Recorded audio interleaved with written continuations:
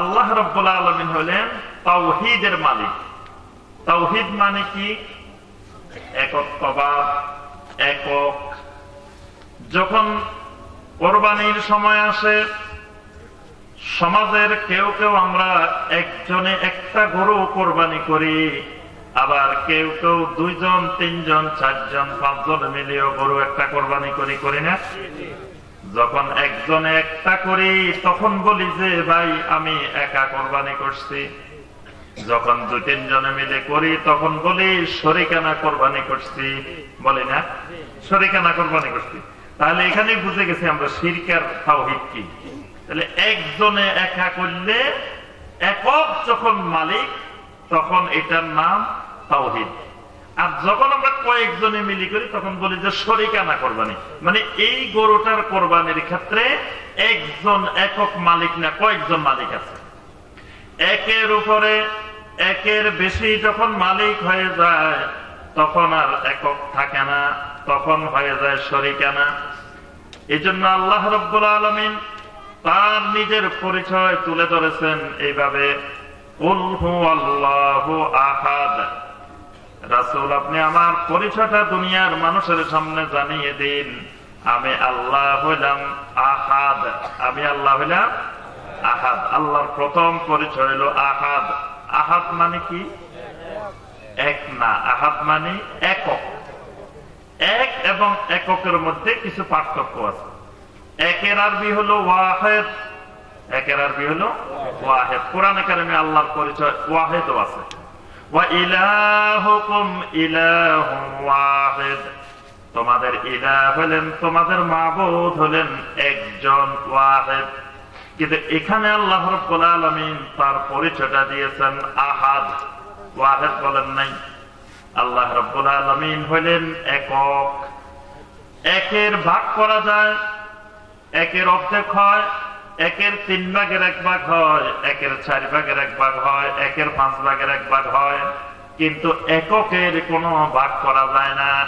এককের থেকে ক্ষুদ্র ভাগ আর কোনো কিছু করা যায় না। এটা এমন একটা বিষয়, যেই বিষয়ের কোনো ক্ষুদ্র থেকে ক্ষুদ্রতর ভাগ করা যায় না। এরকম বিষয়কে বলা হয় আহাদ। এরকম বিষয়ের নাম আহাদ। আল্লাহ রাব্বুল আলামিন তার সৃষ্টির ক্ষেত্রে, তার মালিকানার ক্ষেত্রে, তার পরিচালনার ক্ষেত্রে, তার নাম এবং গুণাবলীর ক্ষেত্রে, ইবাদতের ক্ষেত্রে আল্লাহ রাব্বুল আলামিন একক মালিকানার অধিকারী। সুবহানাল্লাহ। আল্লাহ রাব্বুল আলামিনকে এই যেই কয়টা ক্ষেত্র বললাম, এই কয়টা ক্ষেত্রে আল্লাহ রাব্বুল আলামিনকে একক মালিক রাখা, এটার নাম তাওহীদ। এগুলার কোন এক জায়গায় আল্লাহর সাথে অন্য কাউকে যদি সম্পৃক্ত করা হয়, যদি 100 ভাগের 1 ভাগের মধ্যেও যদি সম্পৃক্ত করা হয়, তখন এটার নাম হয়ে যায় শিরক। এটার নাম হয়ে যায় শিরক। এই জন্য শিরকের সংক্ষিপ্ত সংজ্ঞা হলো আন্নাহু তাশরীকু গায়রিল্লাহ মা'আল্লাহ ফিল ইবাদাহ। আল্লাহর ইবাদতের ক্ষেত্রে কোন গায়রুল্লাহকে আল্লাহর সাথে অংশীদার বানানো, আল্লাহর সাথে ক্ষমতার ক্ষেত্রে বিন্দু মাত্র সহযোগী বানানো, অংশীদার বানানো, এটার নাম হলো শিরক। তাহলে কোন কোন ক্ষেত্রে শিরক? 1 নম্বর খেয়াল রাখতে হবে সৃষ্টির ক্ষেত্রে, 2 নম্বর হলো মালিকানার ক্ষেত্রে, 3 নম্বর হলো পরিচালনার ক্ষেত্রে, 4 নম্বর হলো নাম এবং গুণাবলীর ক্ষেত্রে, 5 নম্বর হলো ইবাদতের ক্ষেত্রে। এই বিষয়গুলোতে আল্লাহ রাব্বুল আলামিন একক মালিকানার অধিকারী। সুবহানাল্লাহ। প্রথম বিষয়, সৃষ্টির ক্ষেত্রে আল্লাহ রাব্বুল আলামিন একক মালিকানার অধিকারী। আল্লাহ রাব্বুল আলামিন ছাড়া এমন কোন মালিক নাই, এমন কোন খালেক নাই যিনি একটা খেজুরের দানা, খেজুরের আটি বানাইতে পারে। আল্লাহ রাব্বুল আলামিন বলেন মা ইয়ামলিকুনা মিন কিতমির। ওরা তো খেজুর তো বানাইতে পারে না, তো পারে না। খেজুরের উপরে খেজুর এবং খেজুরের বীজের মাঝখানে যে পাতলা একটা পর্দা থাকে, এই পর্দাটা বানানোর মতো ক্ষমতাও দুনিয়ার কোন শক্তির নাই। আল্লাহু আকবার। আল্লাহ রাব্বুল আলামিন হলেন একক সৃষ্টির ক্ষেত্রে মালিকানার অধিকারী। অর্থাৎ মানুষ ছাড়াও আল্লাহর যত মাখলুকাত আছে, সমস্ত মাখলুকাতকে একমাত্র বানাইছেন কে? আল্লাহ। আল্লাহ হলেন একমাত্র খালেক। এই সৃষ্টির ক্ষেত্রে আল্লাহর সাথে আর কারো কোনো অংশীদারিত্ব। আল্লাহ রাব্বুল আলামিন এই মানুষগুলাকে কোন সূরতে বানাইবেন, কোন আকৃতিতে বানাইবেন, এটা আল্লাহ রাব্বুল আলামিন কারো সাথে পরামর্শ করেন নাই, কারো থেকে সহযোগিতা নেন নাই। কাউকে আল্লাহ রাব্বুল আলামিন এই সৃষ্টির ক্ষেত্রে আল্লাহর সাথে সম্পৃক্ত করেন নাই।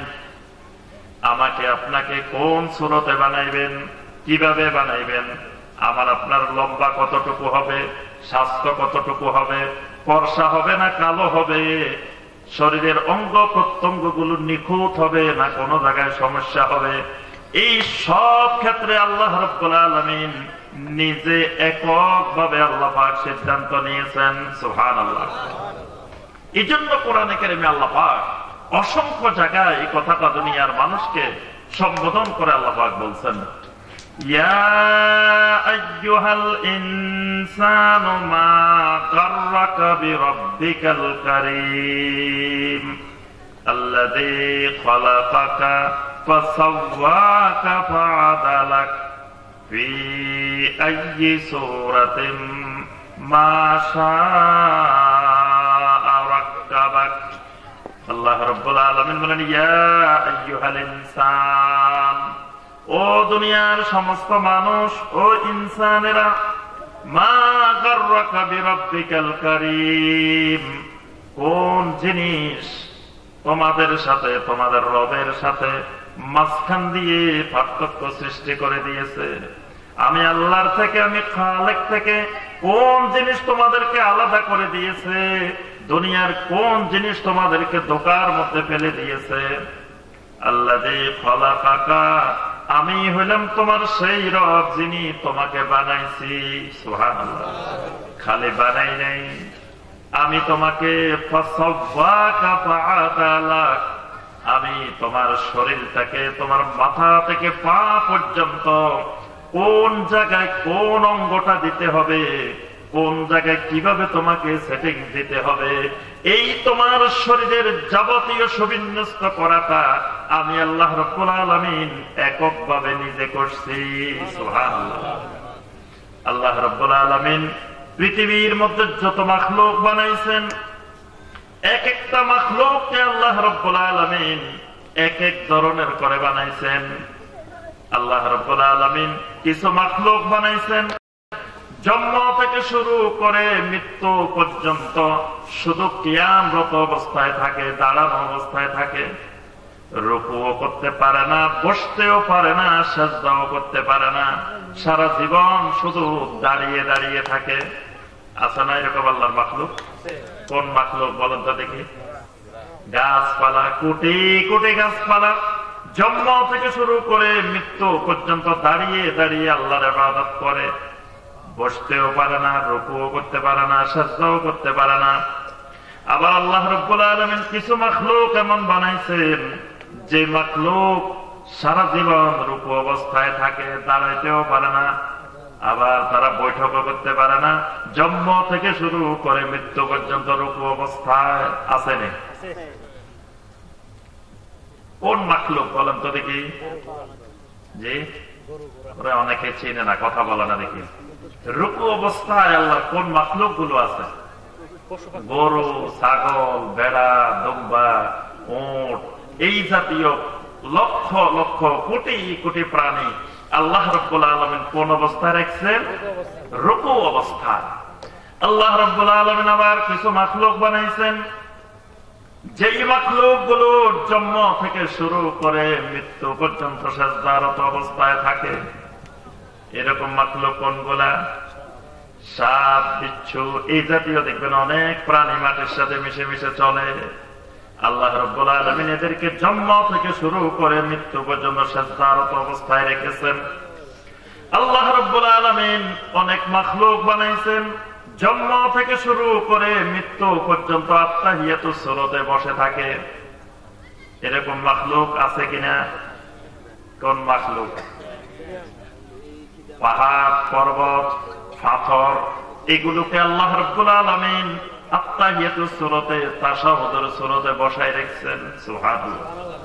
এরা বসে বসে তাশাহুদের সুরতে আল্লাহ রাব্বুল আলামিনের ইবাদত করে।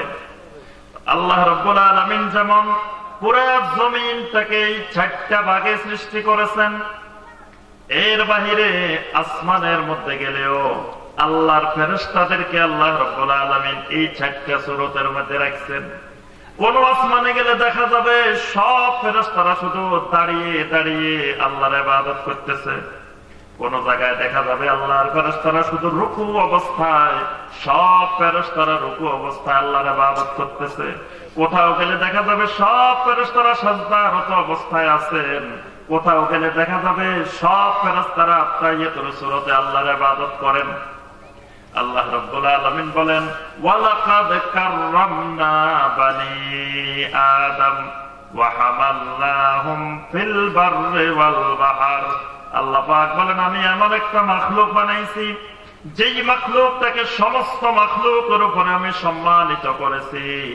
এদের সম্মানের মূল কারণ হলো এই মাখলুকটার শরীরের সেটিংসটা, শরীরের জোড়াগুলো আমি এমন ভাবে লাগাইছি, এই মাখলুক দাঁড়ায় দাঁড়ায়ও আমি আল্লাহর ইবাদত করতে পারে, রুকু অবস্থায়ও আমি আল্লাহর ইবাদত করতে পারে, সিজদা অবস্থায়ও আমি আল্লাহর ইবাদত করতে পারে, আত্তাহিয়াতুর সূরতে বসে বসেও আমি আল্লাহর ইবাদত করতে পারে।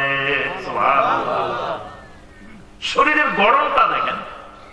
আল্লাহ পাক যদি শক্ত করে বানায় রাখতেন, আমরা রুকুও করতে পারতাম না, সিজদাও করতে পারতাম না, বৈঠকও করতে পারতাম না। কিন্তু আল্লাহ পাক এমন ভাবে বানাইছেন, জোড়াগুলো এমন ভাবে দিছেন, আমরা দাঁড়ায় দাঁড়ায় আল্লাহর ইবাদত করতে পারি, রুকুতে গিয়ে আল্লাহর ইবাদত করতে পারি, সিজদায় গিয়ে আল্লাহর ইবাদত করতে পারি, আত্তাহিয়াতুর সূরতে তাশাহুদে বসে বসে আল্লাহর ইবাদত করতে পারি। বান্দা যখন সালাত আদায় করে, এই 4 রকমের ইবাদত সালাতের ভিতরে আছে।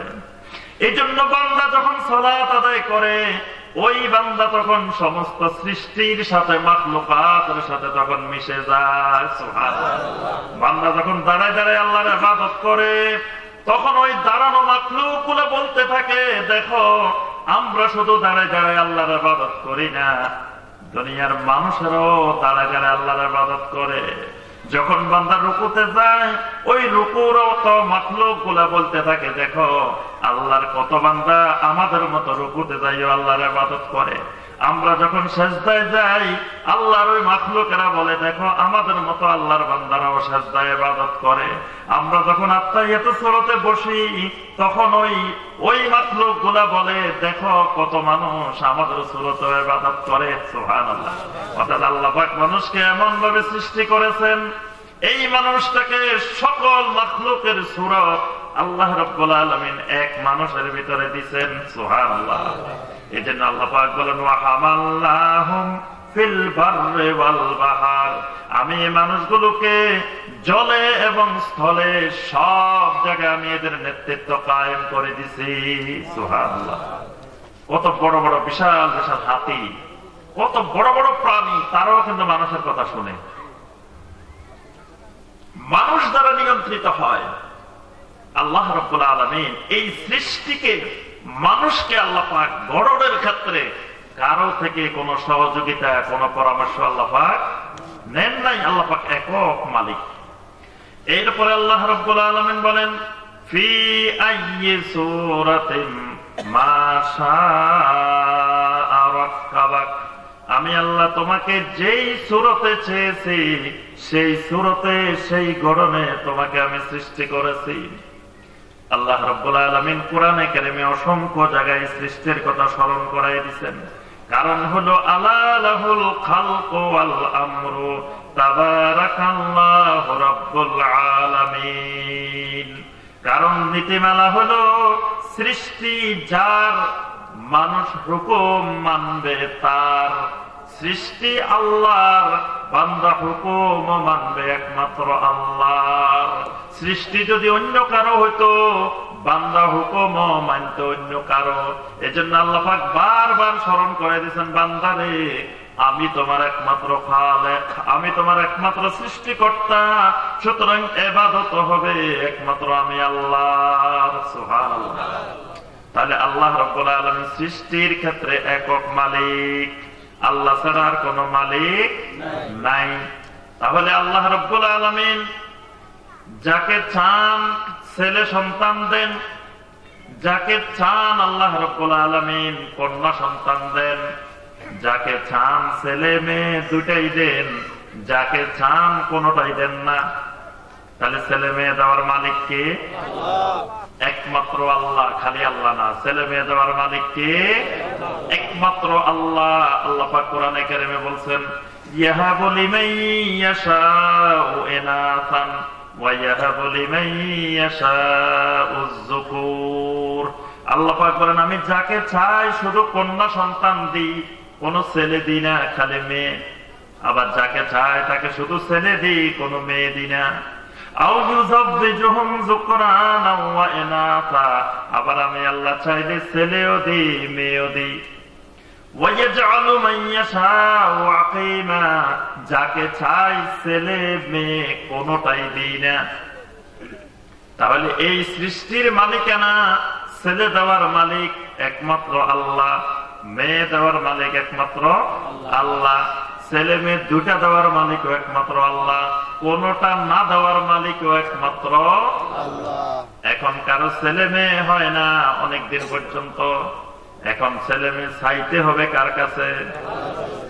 একমাত্র আল্লাহর কাছে। চাইতে হবে কার কাছে? একমাত্র আল্লাহ রাব্বুল আলামিনের কাছে। আল্লাহর জমিনে দুইজন নবীকে আল্লাহ রাব্বুল আলামিন খলিল বানাইছেন। আল্লাহর অসংখ্য নবী রাসূলদের মধ্য থেকে দুইজন নবী হলেন আল্লাহর খলিল। একজন হলেন ইব্রাহিম আলাইহিস সালাম, আরেকজন হলেন মুহাম্মদুর রাসূলুল্লাহ সাল্লাল্লাহু আলাইহি ওয়াসাল্লাম। আল্লাহর খলিলের দীর্ঘদিন ধরে সন্তান হয় না, ইব্রাহিম আলাইহিস সালামের দীর্ঘদিন ধরে সন্তান হয় না।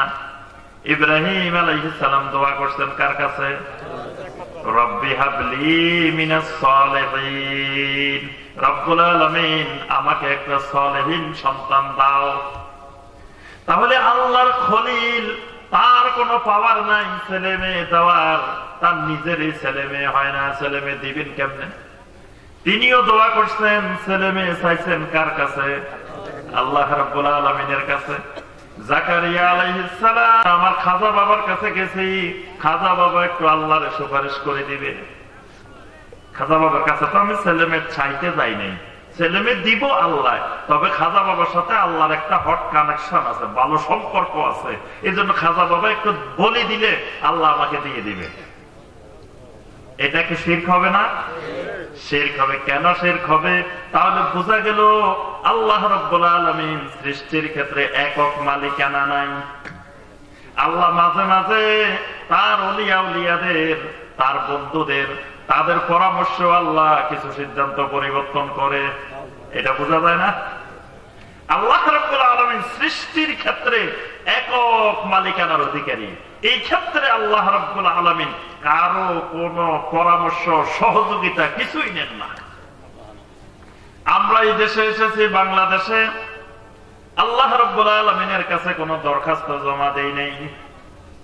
আল্লাহ পাক আমাদেরকে জিজ্ঞাসা করে নাই, এই তোমরা পৃথিবীতে তো অনেকগুলো দেশ আছে, 200-র উপরে দেশ আছে, তোমরা কোন দেশে যাইতে চাও, দরখাস্ত জমা দাও।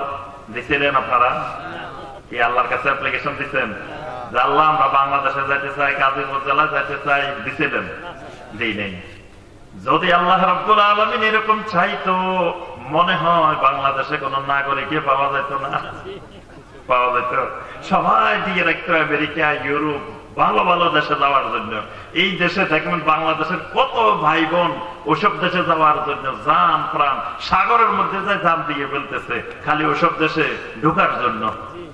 কিন্তু আল্লাহ রাব্বুল আলামিন আমাদের থেকে কোনো পরামর্শ, কোনো অ্যাপ্লিকেশন নেন নাই। কারণ আল্লাহ হলেন সৃষ্টির ক্ষেত্রে একচ্ছত্র মালিক। আল্লাহ রাব্বুল আলামিন কাকে কোথায় পাঠাইবেন, কোন দেশে পাঠাইবেন, কোন এলাকায় পাঠাইবেন, কোন অঞ্চলে পাঠাইবেন, আল্লাহ রাব্বুল আলামিন এই ক্ষেত্রেও একক মালিকানার অধিকারী। এই একক মালিকানা আল্লাহর জন্য রাখা, এটার নাম তাওহীদ। সৃষ্টির ক্ষেত্রে আল্লাহর সাথে অন্য কাউকে সম্পৃক্ত করা, এটার নাম হলো শিরক। মালিকানার ক্ষেত্রে, ক্ষমতার ক্ষেত্রে সবকিছুর মালিকানা, সবকিছুর ক্ষমতা একমাত্র কার হাতে? আল্লাহর হাতে। আল্লাহ পাক কোরআনে কারীমে বারবার বলছেন, তাবারাকাল্লাযী বিয়াদিহিল মুলক ওয়া হুয়া আলা কুল্লি শাইইন কাদির। ওই বরকতময় আল্লাহ যার হাতে সমস্ত কিছুর মালিকানা, সমস্ত ক্ষমতা। কুলিল্লাহুম্মা মালিকাল মুলকি তু'তিল মুলকা মান তাশাউ ওয়া তানজিউল মুলকা মিম্মান তাশা। আল্লাহ হলেন মালিকাল মুলকে, সমস্ত রাজাদের রাজা, সমস্ত ক্ষমতার একচ্ছত্র মালিক, একচ্ছত্র ক্ষমতার অধিকারী। তাহলে আল্লাহ রাব্বুল আলামিন হলেন মালিকানার ক্ষেত্রে, ক্ষমতার ক্ষেত্রে, রাজত্বের ক্ষেত্রে একমাত্র মালিকানার অধিকারী। এটা হলো আল্লাহর তাওহীদ। আল্লাহর এই মালিকানার ক্ষেত্রে যদি কাউকে সামান্যতম অংশীদার বানানো হয়, এটার নাম হয়ে যায় শিরক। যেমন বান্দাকে রিজিক দেওয়ার ক্ষমতা কার? হয় নাই, একমাত্র আল্লাহর। বান্দার রিজিক দেওয়ার ক্ষমতা কার? একমাত্র আল্লাহর। কোরআনে কারীমে আল্লাহ পাক বারবার বলছেন, ইন্নাল্লাহা হুয়ার রাজ্জাকু যুল কুওয়াতিল মাতিন ওয়া হুয়া খায়রুর রাযিকিন ওয়া মা মিন দাব্বাতিন ফিল আরদি ইল্লা আলাল্লাহি রিজকুহা। জমিনে এমন কোন প্রাণী নাই যেই প্রাণীটার রিজিক দেওয়ার দায়িত্ব আমি আল্লাহর না। সুবহানাল্লাহ। তাহলে আল্লাহ হলেন রিজিক দেওয়ার একচ্ছত্র একমাত্র মালিক। এখন যদি আল্লাহ ছাড়া কারো কাছে রিজিক চাওয়া হয়, যদি গিয়ে কারো কাছে বলা হয়, বাবারে আমি অনেক দুঃখে কষ্টে আছি, আমি অভাব অনটনে আছি, বাবা আপনার গায়েবী ক্ষমতায়, কুদরতি ক্ষমতায় আপনি আমার অভাব অনটনটা দূর করে দেন, এটার নাম হলো কি? শিরক। এই জন্য দেখবেন আমাদের দেশে কেউ কেউ গান গায়, আল্লাহর জন্য নবীরে দিয়া আল্লাহ গেলেন গায়ে হইয়া, আর নবীর জন নাকি খাজা বাবারে দিয়া নবীও গেলেন গায়ে হইয়া। নাউযুবিল্লাহ। এখন খাজা বাবা সব জন লই বসিয়াছে, আল্লাহর জন্য খাজা বাবা পাই গেছে, নবীর জন্য খাজা বাবা পাই গেছে, আল্লাহরও কিচ্ছু নাই, নবীরও কিছু নাই। নাউযুবিল্লাহ। এই জন্য তারা বলে কেউ ফিরে না খালি হাতে, গেলে খাজার দরবারে। নাউযুবিল্লাহ। শিরকি কথা। এই কথা যদি কারো জবান থেকে বের হয়, ওই আল্লাহর বান্দার ঈমান থাকবে না, শিরক হবে, শিরকে আকবার হবে। তাহলে খাজা বাবা ফিরায় না কেন? ওই যে আল্লাহ এবং নবীর সব ধ্বংসশীলে বসে রয়েছে, এই জন্য তার কাছ থেকে আর কেউ খালি হাতে ফেরে না। এই চিন্তাধারার নাম হলো কি? শিরক। এটার নাম শিরক। কাফেররা বলতো, মুশরিকেরা বলতো, ইন্নাল্লাহা ফাকীরুন ওয়া নাহনু আগনিয়া। আল্লাহ হলো দরিদ্র, গরীব, ফকির, আমরা হলাম ধনী। এজন্য আল্লাহ আমাদের কাছে সাহায্য চায়। আল্লাহ আমাদেরকে বলে আমার রাস্তা খরচ করো, খরচ করো। তাহলে খরচ করি কে? আমরা। কাফেররা বলতো, দেখো আল্লাহ কত গরীব আর আমরা কত ধনী, আমরা আল্লাহরে দিই। নাউযুবিল্লাহ। কিন্তু তারে দিল কে? তাকে দিয়েছেন একমাত্র আল্লাহ। এই জন্য রিজিকের ক্ষেত্রে সবকিছুর রিজিকের একচ্ছত্র মালিক কার? আল্লাহর। সুতরাং এই রিজিক যদি আল্লাহ ছাড়া কারো কাছে চাওয়া হয়, কোন খাজা বাবার কাছে চাওয়া হয়, কোন ওলিয়া উলিয়ার কাছে চাওয়া হয়, কোন দিনদার মুত্তাকিন মানুষের কাছে চাওয়া হয়, এটার নাম হলো শিরক। আল্লাহ রাব্বুল আলামিন রোগ মুক্তি করার একমাত্র মালিক, শেফার একমাত্র মালিক আল্লাহ। রোগও দেন আল্লাহ রাব্বুল আলামিন, রোগের ওষুধও দেন, চিকিৎসাও দেন আল্লাহ রাব্বুল আলামিন। কোন বান্দার রোগ যখন হয়, রোগ থেকে শেফা দাতা হলেন একমাত্র আল্লাহ। যখন এই রোগ মুক্তির জন্য মানুষ তাবিজের আশ্রয় নেয়, যখন মানুষ তামিমের আশ্রয় নেয় রোগ মুক্তি করার জন্য, তামিমের মধ্যে ক্ষমতা দেওয়া হয় তখন এর নাম হয়ে যায় শিরক।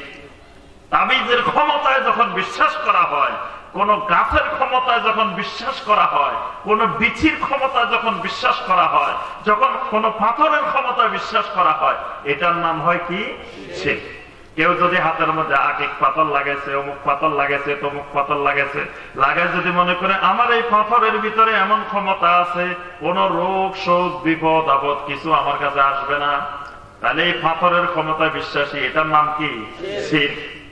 কেউ যদি একটা গাছের শিকড় লাগাই রাখছে, গলার মধ্যে ঝুলে রাখছে, বলতেছে এই গাছের শিকড় থাকলে কোন জাদু টোনা বান কিছু মারলে আমার গায়ে লাগবে না, এটার ক্ষমতায় বিশ্বাস করছে, এটার নাম শিরক। কেউ যদি কোরআনের আয়াত লিখে বা যে কোনো কিছু লিখে, রোমান সংখ্যা লিখে বা যে কোনো কারোর নাম লিখে লিখে যদি হাতের মধ্যে তাবিজ লাগাই রাখে, এটার নাম হয় কি? এই জন্য আল্লাহ রাসূল সাল্লাল্লাহু আলাইহি ওয়াসাল্লাম বলছেন, মান তাআল্লাকা তামিমাতান ফাকাদ আশরাকা, যে ব্যক্তি তাবিজ ঝুলাইলো, সেটা হাতের মধ্যে হোক, গলার মধ্যে হোক, কোমরের মধ্যে হোক, পায়ের মধ্যে হোক, যেই জায়গায় ঝুলাক সে আল্লাহর সাথে শিরক করলো। আল্লাহ রাসূল সাল্লাল্লাহু আলাইহি ওয়াসাল্লাম বলেন, যে ব্যক্তি তাবিজের উপরে তাওয়াক্কুল করলো, আল্লাহ রাব্বুল আলামিন বক্কেলাইহে ওই লোকটাকে ওই তাবিজের দিকে ন্যস্ত করে দেন, আল্লাহর দায়িত্ব আল্লাহ নিজে তুলে নেন, আল্লাহ তার উপরে কোনো দায়িত্ব রাখেন না। এই জন্য আল্লাহর ক্ষমতা হলো রোগ মুক্তির, শাফার ক্ষমতা একমাত্র আল্লাহ। এই ক্ষমতা যখন অন্য কাউকে দেওয়া হয়, মনে করা হয়, এটার নাম হয় শিরক। এরপরে যখন আমার বিপদ আপদ আসে, এই বিপদ আপদ মুক্তি দাতা হলেন একমাত্র আল্লাহ রাব্বুল আলামিন। আল্লাহ হলেন বান্দার গাউসুল আজম, আল্লাহ হলেন বান্দার গাউসুল আজম, মানে সমস্ত বিপদ আপদের একমাত্র পরিত্রাণকারী, নাজাত দাতা, মুক্তিদাতা আল্লাহ রাব্বুল আলামিন।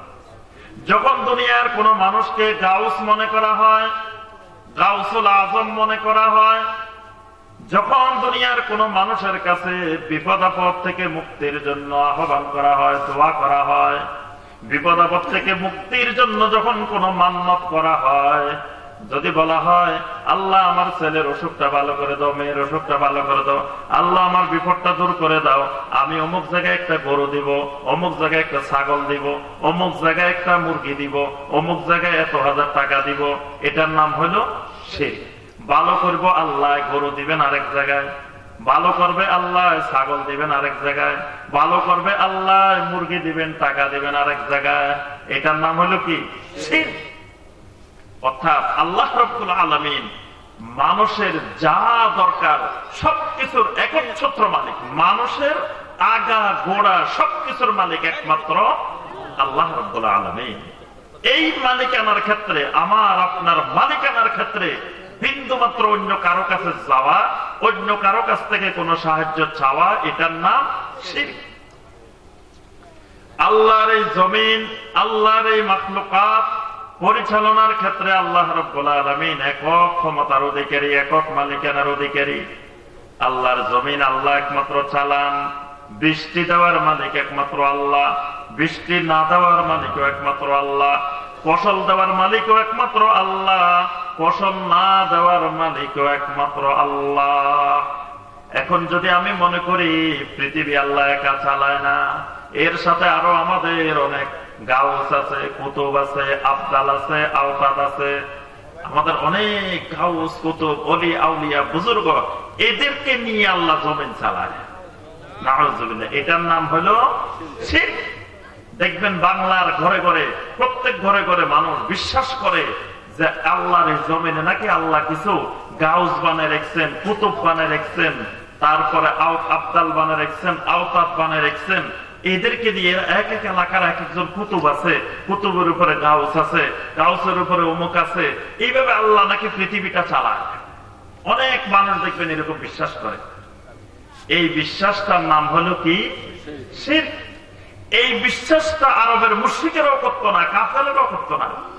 কাফেরদেরকে যখন জিজ্ঞাসা করা হতো ওয়ামাই ইউদাব্বিরুল আমর, এই পৃথিবী সবকিছু পরিচালনা করে কে, কাফেরেরা জবাব দিত আল্লাহ। আল্লাহ পরিচালনা করে। অথচ আজকের জমানার মুসলমান বিশ্বাস করে আল্লাহ পৃথিবী পরিচালনা একা একা করেন না। প্রত্যেক এলাকায় আল্লাহ রাব্বুল আলামিন কিছু কুতুব বানায় রেখেছেন। ওই জমানার কুতুব, ওই বাংলাদেশের কুতুব, চট্টগ্রামের কুতুব, ওই গাজীপুরের কুতুব, বিভিন্ন এলাকা এলাকা নাকি কুতুব আছে, গাউস আছে, তারপর আওতাদ আছে, আবদাল আছে। এদেরকে দিয়ে আল্লাহ নাকি পৃথিবী চালায়। নাউযুবিল্লাহ। এবং মাঝে মাঝে কুতুবদের গাউসদের মিটিং হয়। কোথায় মিটিং হয়? আফ্রিকার জঙ্গলে মিটিং হয়। তাহলে যদি আল্লাহ রাব্বুল আলামিন এরকম করতেন তো মিটিং হইতো কোথায়? মক্কাতে, মদিনাতে মিটিং হইতো। কিন্তু মিটিং আফ্রিকার জঙ্গলে হয়। তার অর্থ হইল যে এই মিটিংটা গোপন মিটিং। দেখবেন অনেক সময় মানুষ কোনো কিছু উৎখাত করার জন্য গোপন মিটিং করে না? কোনো কিছু ষড়যন্ত্র করার জন্য গোপন মিটিং করে। এই গোপন মিটিংটা হলো আল্লাহর তাওহীদকে নষ্ট করার জন্য, সুন্নতকে নষ্ট করার জন্য, শিরক এবং বেদাত প্রচলন করার গোপন মিটিং। ওই মিটিং হয় একবার আফ্রিকা মহাদেশের সীমানার বাহিরে গিয়ে, একেবারে জঙ্গলের ভিতরে হয়। অর্থাৎ আল্লাহ রাব্বুল আলামিনের ক্ষমতা হলো এই সবকিছু পরিচালনার একমাত্র মালিক হলেন আল্লাহ রাব্বুল আলামিন। আর কাউকে যদি মালিকানা মনে করা হয় এটার নাম শিরক। কাফেরেরা, মুশরিকেরা যখন কোন মরুভূমিতে যাইতো তখন আগে ওই মরুভূমির একজন জিন বা একজন নেতাকে ডেকে বলতে, আমরা তোমার আশ্রয় চাই। এই আশ্রয় চাওয়াটা শিরক। তারা মনে করত যে এই এলাকাটা, এই অঞ্চলটা একজন পরিচালনা করে। আল্লাহ পাক বলছেন ওইরকম কোন অঞ্চল, কোন এলাকায় কোন পরিচালনাকারী নাই। সব কিছুর পরিচালনা একমাত্র আল্লাহ রাব্বুল আলামিনের। আল্লাহ রাব্বুল আলামিনের নাম এবং গুণাবলীর ক্ষেত্রে আল্লাহ পাক একক ক্ষমতার অধিকারী। আল্লাহ রাব্বুল আলামিনের যতগুলো সিফাত আছে এই সিফাতগুলো কোন মাখলুকের সাথে মিলানো যাবে না। আল্লাহ রাব্বুল আলামিন বলছেন আল্লাহ পাক ইস্তাওয়া আলাল আরশে, আল্লাহ পাক আরশের উপরে উঠেছেন। আরশের উপরে উঠার ক্ষেত্রে আল্লাহ রাব্বুল আলামিন একক ক্ষমতার অধিকারী। আল্লাহ রাব্বুল আলামিনের একটা আরশ আছে, আল্লাহ সে আরশের উপরে উঠেছেন। আল্লাহ নিজেই বলছেন আমি উঠছি। এখন কেউ যদি কয় না আল্লাহ কেমনে উঠে, আল্লাহ কয় আমি আরশের উপরে উঠছি। এখন কেউ যদি বলে যে না আল্লাহ কিভাবে উঠে, তা আল্লাহ কিভাবে উঠে এই বিশ্বাস আল্লাহর সিফাতের ব্যাপারে, একক ক্ষমতার ব্যাপারে হস্তক্ষেপ করা। আল্লাহ পাক সিফাত গুলো যেভাবে বলছেন এগুলো আল্লাহর সিফাত, আল্লাহর মতো। আমাদের কাজ হলো এগুলোকে বিশ্বাস করা, এগুলোকে কোনো মাখলুকের মতো মনে না করা, আবার এগুলোকে অস্বীকারও না করা, এগুলোর কোনো ব্যাখ্যা বিশ্লেষণও না করা। আল্লাহ পাক বলছেন ইস্তাওয়া আলাল আরশ, আল্লাহ আরশের উপরে উঠেছেন। বাস আল্লাহ আরশের উপরে উঠছেন। আল্লাহ রাসূল সাল্লাল্লাহু আলাইহি ওয়াসাল্লাম বলছেন ইয়ানজিলু রাব্বুনা ইলাস সামাঈদ দুনিয়া, আল্লাহ রাব্বুল আলামিন শেষ রাতে প্রথম আকাশে অবতরণ করেন, নামেন। এই নামাটাও আল্লাহ রাব্বুল আলামিনের সিফাত। আল্লাহ রাব্বুল আলামিন কথা বলেন, এটা আল্লাহর সিফাত। আল্লাহ রাব্বুল আলামিন হাসেন, এটা আল্লাহর সিফাত। আল্লাহ রাব্বুল আলামিনের হাত আছে, এটা আল্লাহর সিফাত। আল্লাহ রাব্বুল আলামিনের কদম আছে, পা আছে, এটা আল্লাহ রাব্বুল আলামিনের সিফাত। আল্লাহ রাব্বুল আলামিনের চেহারা আছে, এটা আল্লাহ রাব্বুল আলামিনের সিফাত। আল্লাহ পাক সবকিছু দেখেন, এটা আল্লাহর সিফাত। আল্লাহ পাক সবকিছু শুনেন, এটা আল্লাহ রাব্বুল আলামিনের সিফাত। আল্লাহ রাব্বুল আলামিন মানুষের সাথে থাকেন, এটাও আল্লাহর সিফাত। সাথে থাকেন মানে আল্লাহ সব জায়গায় থাকেন এরকম না, সাথে থাকা এটাও আল্লাহ রাব্বুল আলামিনের একটা সিফাত। অর্থাৎ আল্লাহ পাক হাজার হাজার মাইল দূরে আরশে আজিমে থেকেও আল্লাহ বান্দার সাথে থাকতে পারেন। এটা আল্লাহ রাব্বুল আলামিনের ক্ষমতা, আল্লাহ রাব্বুল আলামিনের একটা গুরুত্বপূর্ণ সিফাত। এই সকল ক্ষেত্রে আল্লাহ পাক এক। এগুলোর সাথে কাউকে সংমিশ্রণ করলে এটা হয় শিরক। যত ইবাদত আছে সমস্ত ইবাদতের একমাত্র মালিক হলেন আল্লাহ রাব্বুল আলামিন। ইবাদতের মালিক আল্লাহ ছাড়া আর কেউ নাই। আল্লাহর কোন নবী, আল্লাহর কোন রাসূলও ইবাদতের মালিকানা নাই। এজন্য আমরা কালেমার মধ্যে ঘোষণা দিই লা ইলাহা ইল্লাল্লাহ, এর অর্থ হলো লা ইলাহা ইল্লাল্লাহর অর্থ বলেন তো দেখি। আরবিতে বলেন। লা ইলাহা ইল্লাল্লাহ অর্থ হলো লা মা'বুদা বিহাক্কিন ইল্লাল্লাহ। লা ইলাহা ইল্লাল্লাহর অর্থ লা মা'বুদা বিহাক্কিন ইল্লাল্লাহ। আল্লাহ ছাড়া হক কোনো মা'বুদ নাই, আল্লাহ ছাড়া সত্য কোনো মা'বুদ নাই। আল্লাহ ছাড়া আরো অনেক মা'বুদ আছে, তবে সেগুলা সব বাতিল মা'বুদ, নকল মা'বুদ, 2 নম্বর মা'বুদ, ভেজাল মা'বুদ। আল্লাহ রাব্বুল আলামিন হলেন একমাত্র সত্যিকারের হক মা'বুদ। মা'বুদ হওয়ার যোগ্য, মা'বুদ হওয়ার একমাত্র মালিকানা যার, তিনি হলেন একমাত্র আল্লাহ। এই জন্য আল্লাহ পাক কোরআনে কারীমের মধ্যে বলছেন, যালিকা বিআন্নাল্লাহা হুয়াল হক ওয়া আন্না মা ইয়াদউনা মিন দুনিহি হুয়াল বাতিল। আল্লাহ হলেন একমাত্র হক, হক মা'বুদ। আল্লাহ ছাড়া যাদেরকে দুনিয়ার মানুষ ডাকে, ইবাদত করে, এরা হলো সব বাতিল মা'বুদ। তাহলে লা ইলাহা ইল্লাল্লাহর অর্থ হলো লা মা'বুদা বিহাক্কিন ইল্লাল্লাহ, অর্থাৎ আল্লাহ হলেন আমার সমস্ত ইবাদতের একমাত্র মালিক। আল্লাহ ছাড়া আমি আর কারো কোনো ইবাদত করব না। মুহাম্মাদুর রাসূলুল্লাহ সাল্লাল্লাহু আলাইহি ওয়াসাল্লাম এই ঘোষণা দেওয়ার অর্থ হলো আল্লাহ না'বুদাল্লাহ ইল্লা বিমা শারা মুহাম্মাদুন সাল্লাল্লাহু আলাইহি ওয়াসাল্লাম, অর্থাৎ আমি আল্লাহর এমন কোন ইবাদত করব না যেই ইবাদতটা একমাত্র মুহাম্মদ সাল্লাল্লাহু আলাইহি ওয়াসাল্লামের পদ্ধতিতে না হয়।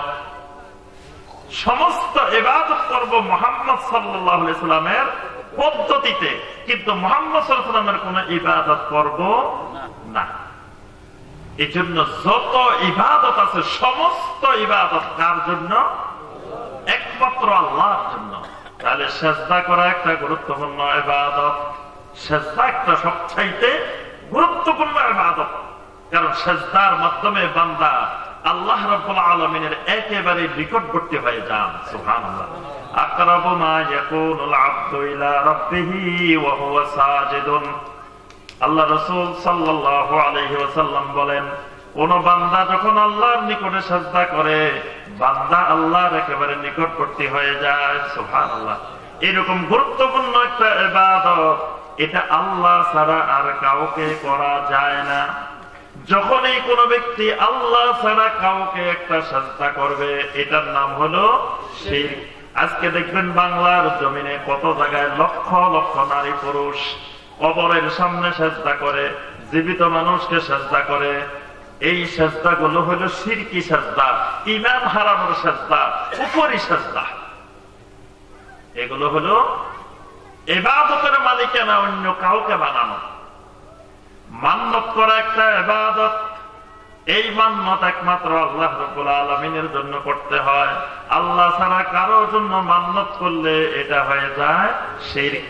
জবাই করা একটা ইবাদত, এই জবাই করতে হয় একমাত্র আল্লাহর নামে। আল্লাহ ছাড়া অন্য কারো নামে পশু জবাই করলে এটা হয়ে যায় শিরক। কোন গণকের কাছে গিয়ে ভাগ্য গণনা করলেন, জিজ্ঞাসা করলেন যে ভাই আমার হাতটা একটু দেখেন তো কি অবস্থা। তারপরে আপনার রাশি গণনা করলেন যে আমার মেষ রাশি, তুলা রাশি, বৃশ্চিক রাশির কি অবস্থা একটু দেখেন তো। এটার নাম শিরক, কারণ আমার গায়েবের কোন কিছুর মালিকানা আল্লাহ ছাড়া আর কেউ নাই। যখন কারো কাছে আমার আপনার ভবিষ্যৎ সম্পর্কে, রাশি সম্পর্কে, ভাগ্য সম্পর্কে জানতে চাইলাম, এটা হলো আল্লাহ ছাড়া অন্য কারো কাছে গায়েবের জিনিস জানতে চাইলাম। যদি জিন হুজুরের কাছে গিয়েও বলেন যে আমার কি হয়েছে একটু দেখেন, আমার অবস্থাটা কি, ভবিষ্যৎটা কি দেখেন, এই জিন হুজুরের কাছে জানতে চাওয়া, এটার নামও শিরক। এই জন্য আল্লাহ রাসূল সাল্লাল্লাহু আলাইহি ওয়াসাল্লাম বলছেন, মান আতা কাহিনান আও আররাফান, কেউ যদি কোনো গণকের কাছে যায়, কোন ভবিষ্যৎ বক্তা, কোন ভাগ্য নির্ধারণকারী, ভাগ্য বলে দে, এরকম ব্যক্তির কাছে যদি কোনো ব্যক্তি যায়, লাম তুকবাল লাহু সালাতু 40 ইয়াওমা, 40 দিন পর্যন্ত তার কোন সালাত আল্লাহ কবুল করেন না। আর যদি ওই গণক বলে দেওয়ার পরে বিশ্বাস করে, গণক যা বলল তা বিশ্বাস করে নিল, ফাকাদ কাফারা বিমা উনজিলা আলা মুহাম্মাদিন সাল্লাল্লাহু আলাইহি ওয়াসাল্লাম, তাহলে মুহাম্মদ সাল্লাল্লাহু আলাইহি ওয়াসাল্লাম যে দ্বীন নিয়ে আসছে সেই দ্বীনের প্রতি কুফরি করলো। তার ঈমান চলে যাবে, কুফরি করে ফেলছে যদি গণকের কথা বিশ্বাস করে। অলক্ষণে, কুলক্ষণে, শুভ লক্ষণ, ভালো লক্ষণ, এই জাতীয় জিনিসে বিশ্বাস করা, এটার নাম শিরক। এটাকে হাদিসের ভাষায় বলা হয় তিয়ারা। তিয়ারাটা একটা শিরক, অর্থাৎ কোন জিনিসকে ভালো লক্ষণ, কুলক্ষণ, মঙ্গল, অমঙ্গল মনে করা হয়, এটার নামও শিরক। অনেক সময় মানুষ বলে আমার মেয়েটা খুব লক্ষ্মী, আমার ছেলেটা খুব লক্ষ্মী, আমার ছেলের বউটা খুব লক্ষ্মী, বলে না? এই গরুটা খুব লক্ষ্মী, ছাগলটা খুব লক্ষ্মী। মুসলিমের ঘরে ঘরে আজকে লক্ষ্মী ঢুকে গেছে। লক্ষ্মী থাকবে অমুসলিমের ঘরে, মুসলিমের ঘরে কোনোদিন লক্ষ্মী ঢুকে না। মুসলিমের ঘরে ঢুকে বরকত, মুসলিমের ঘরে ঢুকে কি? বরকত। এই জন্য মুসলিম একজনের সাথে একজনের দেখা হইলে দোয়া করে, আসসালামু আলাইকুম ওয়া রাহমাতুল্লাহি ওয়া বারাকাতুহু, বারাকাতের দোয়া করে। এক মুসলিম আর এক মুসলিমকে দোয়া করে বরকতের, ওয়া বারাকাতুহু। একজন আরেকজনকে দোয়া করে বারাকাল্লাহু লানা ওয়া লাকুম, বারাকাল্লাহু ফিক। বিয়ে শাদীর পরে নতুন স্বামী স্ত্রীকে দোয়া করে বারাকাল্লাহু লাকা ওয়া বারাকা আলাইকুমা ফি খায়র। একজন আরেকজনের জন্য বরকতের দোয়া করে। এইভাবে সব খাবারের শুরুতে, খাবারের মাঝখানে একজন দাওয়াত খাওয়াইলো, তাকে দোয়া করে আল্লাহুম্মা বারিক লাকা ফীমা আতাইতাহুম ওয়াগফির লাহুম ওয়ারহামহুম। এইভাবে সব জায়গায় মুসলিম খালি বরকতের দোয়া করে, কারণ মুসলিমের ঘরে ঢুকে বরকত, লক্ষ্মী ঢুকে না। কিন্তু এখন দেখবেন মুসলিমের ঘরে ঘরে কি ঢুকে? লক্ষ্মী ঢুকে, অলক্ষ্মী ঢুকে। তো আমার আর রুজি রোজগারে বরকত হয় না, যা রুজি করি সব চলে যায়, ঘরের মধ্যে অলক্ষ্মী ঢুকছে, এরকম বলে না? ঘরে এখন লক্ষ্মী নেয়। কেউ কেউ মেয়েটা খুব লক্ষ্মী ছিল, মেয়েটা বিয়ে দেওয়ার পরে আমার ঘরে অলক্ষ্মী ঢুকে গেছে, আমার লক্ষ্মীটা ওই বাড়িতে চলে গেছে, ওই বাড়িতে লক্ষ্মী শুরু হয়ে গেছে, এরকমও বলে অনেকে। এগুলো হলো কুফরি বিশ্বাস, শিরকি বিশ্বাস। কোন মানুষ মুসলিম এগুলোতে বিশ্বাস করে না, মুসলিম বিশ্বাস করে বরকতে। আবার দেখবেন সকালবেলায় বাড়ির কোণে, অগ্নি কোণে কোন পাখি ডাক দিছে, আজকে আমার কোন বিপদ আছে, কারণ এত ভোরে ভোরে সকালবেলায় একটা পাখি ডাক দিছে, বলে না? তারপরে কয় শোনেন যে আজকে আমি একটা কাজে গাজীপুরের দিকে রওনা দিছি, হঠাৎ কিছু দূর যাওয়ার পরে দেখি এক মহিলা খালি কলসি নিয়ে বাইরেছে। আহারে, খালি কলসি দেখে গেছি সকালবেলায়, আমার যাত্রাটা শেষ। তারপরে কয় অমুক জায়গাতে যাইতেছিলাম, হঠাৎ করে একটা পাখি ডাক দিছে, আজকে কাজটা হবে না মনে হয়, মানে পাখি বুঝে গেছে। এই জাতীয় বিশ্বাসগুলোর নাম শিরকি বিশ্বাস। এরপরে দেখবেন শনিবার মঙ্গলবারে বিয়ে শাদী হয় না, এই দুইটা দিন ভালো না, শনি মঙ্গলবার ভালো না, শুক্রবারে দাও, না বৃহস্পতিবারে দাও, সোমবারে দাও, শনি মঙ্গলবারে দিও না। তারপরে দেখবেন বাঁশ কিনতে গেছেন, রবিবারে বাঁশ কিনতে গেছেন, কেউ বাঁশ বিক্রি করে না। কারণ কি? কয় না, রবিবারে বাঁশ বিক্রি করা যাবে না, বিক্রি করলে ক্ষতি হতে পারে। সূর্য ডুবে গেছে, রাত হয়ে গেছে, টাকা পয়সার জন্য কারো বাড়িতে গেছেন, চাষি কয় না এখন রাত হয়ে গেছে, এখন আর টাকা পয়সা বের করা যাবে না ঘরের থেকে, এখন সন্ধ্যা হয়ে গেছে, সূর্য ডুবে গেছে, টাকা পয়সা ঘর থেকে আর বের করা যাবে না, বের করলে কি হবে?